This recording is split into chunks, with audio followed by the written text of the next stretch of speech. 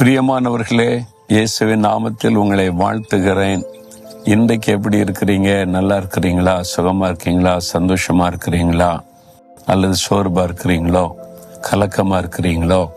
ஒன்றும் நடக்க மாட்டேங்குதே அப்படின்னு சொல்லி விரக்தியா இருக்கிறீங்களோ? பயப்படாதங்க. இன்றைக்கும் ஆண்டவர் உங்களோடு கூட பேசுகிறார். ஆண்டவர் என்ன சொல்றாருன்னு கவனித்து அதற்கு அர்ப்பணித்து கொண்டீங்கன்னா உங்களுடைய வாழ்க்கையில் ஒரு அற்புதம் நடக்கும். சரி, இன்னைக்கு என்ன சொல்றாருன்னா, எரேமியா 4ஆம் அதிகாரம் 1ஆம் வசனத்துல, இனி நீ அலைந்து திரிவது இல்லை என்று சொல்றாரு. என் மகனே, மகளே, இனி நீ அலைந்து திரிவதில்லை. ஒரே அலைச்சலா இருக்குது. இந்த வேலை எனக்கு டிரான்ஸ்ஃபர் கிடைச்சா நல்லது, அலைய வேண்டியது இருக்குது அப்படின்னு கலங்குறீங்களா? பிசினஸ்ல ஒரே அலைச்சல் தான், அதுக்கேற்ற பலனை பார்க்க முடியல அப்படின்னு உள்ளத்துல கலங்குறீங்களா?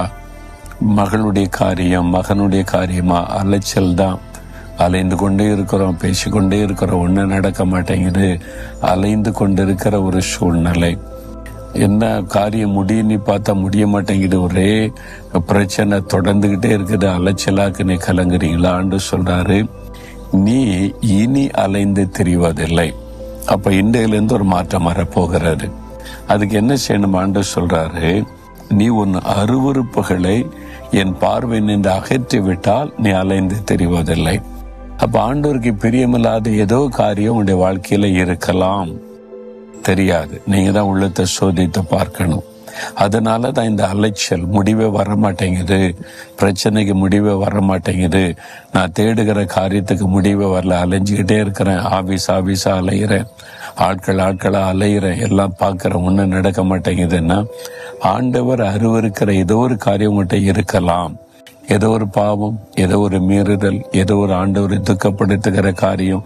உள்ளத்தை சோதித்து பாருங்க. உங்களுடைய குடும்பத்தின் காரியங்களை ஆராய்ந்து பாருங்க, அதை மாற்றுங்க.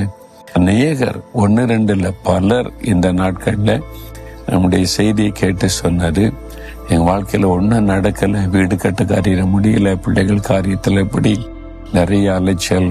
அப்ப என்னன்னு யோசித்து பார்த்தா, வீட்டுக்குள்ள ஜாதகம் எழுதி வச்சிருந்தாங்க. கிறிஸ்தவங்க கூட ஜாதகம் எழுதி வைத்து வீட்டுல வச்சிருந்தாங்க. அந்த ஜாதகத்தை எடுத்து எரிச்ச உடனேயே எல்லாம் மாறிட்டு, சூழ்நிலை நீங்கிட்டு, ஆசீர்வாதம் வந்துட்டு, அப்படி ஏராளமா ஆயிரக்கணக்கான பேர் சாட்சி சொல்லி இருக்கிறத நான் பார்த்து ஆச்சரியப்பட்டு போனேன்.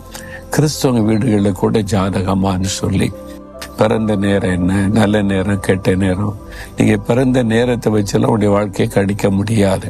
ஒரு தவறான நம்பிக்கையை மக்களுடைய மனதில் விதைத்து அதை நம்பிக்கொண்டு தன்னுடைய வாழ்க்கையை அழித்து கொண்டிருக்கிற மக்கள் தான் அநேகம்.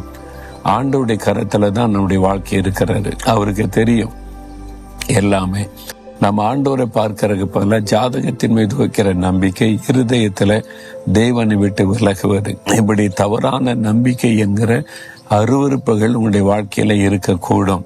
அதை அப்புறப்படுத்துங்க. அதன் மீதெல்லாம் நம்பிக்கை வைக்காதங்க. அது மனிதர்கள் நம்மை வசப்படுத்தி நம்ம வைத்த பணம் சம்பாதிப்பதற்கு எழுதி வைத்திருக்கிற காரியம். அதில் பின்னால் இருப்பது பிசாசனுடைய கிரியை என்பதை அறிந்து கொள்ளுங்க. சாத்தான் தந்திரமாய் நம்முடைய இருதயத்தை தேவனை விட்டு விலக செய்து, நம்மை உண்டாக்கின ஆண்டவரை விட்டு நம்முடைய இருதயத்தை விலக்கி தவறான நம்பிக்கைக்குள்ளே வைக்க பிசாசு பயன்படுத்துகிற ஆயுதம். அந்த காரியத்தை நீங்க அப்புறப்படுத்தின உடனே காரியம் வாய்க்கும், காரியம் ஜெயமாகும். இப்படி ஆயிரக்கணக்கான பேர் சாட்சி சொன்னதை நான் பார்த்திருக்கிறேன். உங்க வாழ்க்கையில கூட இப்படி ஏதோ ஒன்று, அதே மாதிரி ஏதோ ஒரு காரியம், தேவன் அருவருக்கிற ஒரு காரியம் உங்க வாழ்க்கையில இருக்கலாம். அதை சோதித்து பாருங்க. அதை அப்புறப்படுத்தின உடனே அலைச்சல் இல்லாதபடி காரியத்தை உடனே ஆண்டவர் வாய்க்க பண்ணுவார். இன்றைக்கு வாய்க்க பண்ணுவார். உங்களுக்காக அந்த காரியத்தில் அற்புதம் செய்வார். இஸ்ரவேல் மக்கள் வனாந்தரத்துல 40 வருஷம் அலைந்து திரிந்தார்கள். ஏன் அந்த அலைச்சல்? அவங்க கர்த்தர் அருவருக்கிற விக்கிரக ஆராதனை, விபச்சார, வேசித்தனத்துக்கு இடம் கொடுத்தாங்க. ஆண்டவரை முறுமுறுத்தாங்க, தேவனை துக்கப்படுத்தினாங்க. அதனால வனாந்தரத்தில் அலைந்து திரிந்தார்கள் என்று பார்க்கிறோம். அப்போ உங்க வாழ்க்கையில ஏன் இந்த அலைச்சல் என்பதை யோசித்து பாருங்க. ஆண்டவருக்கு பிரியமில்லாத அப்புறப்படுத்தி ஒப்பு கொடுத்த உடனேயே காரியம் வாய்க்கும், காரியம் ஜெயமாகும். இன்றைக்கு ஆண்டவர் அற்புதம் செய்வார். உங்களோட பேசுறாருல, உங்களுடைய உள்ளத்துல உங்களுடைய வாழ்க்கையில என்ன அருவருப்பு இருக்குதுன்னு உடனே நீக்கி போடுங்க. உடனே அற்புதத்தை காண்பீங்க. ஆண்டவரே, உமக்கு பிரியமில்லாத உம்மை துக்கப்படுத்துகிற எந்த அருவருப்புகளும் எங்களுக்கு வேண்டாம். அவைகளை எல்லாம் அப்புறப்படுத்த எங்களுக்கு கிருபை தாரும். இனி அலைச்சல் இல்லாதபடி எல்லாவற்றிற்கும் முடிவை நீ தருகிற அன்பிற்காக ஸ்தோத்திரம். இயேசுவின் நாமத்தில் ஆமேன், ஆமேன்.